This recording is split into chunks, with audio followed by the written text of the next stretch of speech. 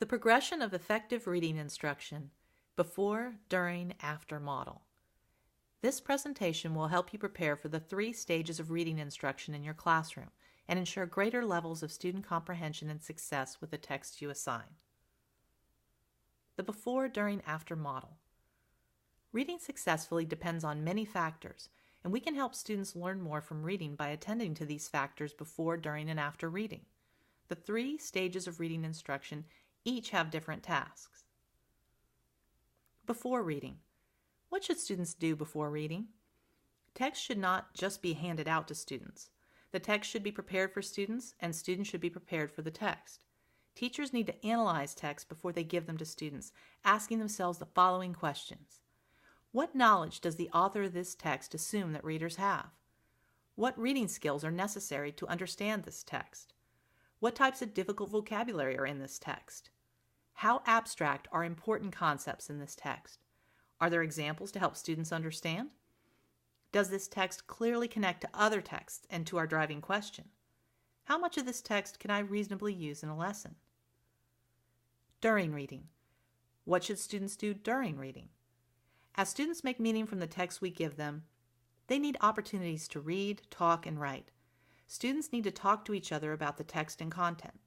They should write frequently and informally as well, particularly to respond to ideas, organize important ideas, and keep track of their thinking. Students can answer questions that ask them to record their developing understandings and clarify things they don't understand. The strategies taught in Module 1, talk to the text, double entry journal, stop and jot, and text in the middle, can focus students while they work independently, in pairs, and in groups. After reading. After reading is the stage of effective reading instruction where the purpose becomes most clear. What meaning have students made of this text? How can this meaning lead to a relevant product and/or performance where students express their content knowledge and disciplinary skill?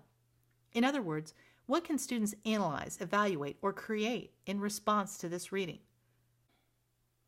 The 4 resources model provides a lens for understanding 4 different ways students can encounter a text. We want students to do more than comprehend what they read. We want them to apply, analyze, evaluate, and synthesize what they read, as well as construct unique products and performances. How can you ensure that students are meaning makers, text users, text analysts, or critics, not just code breakers? One way to introduce this framework with students is to provide them a newspaper article related to the content of your class.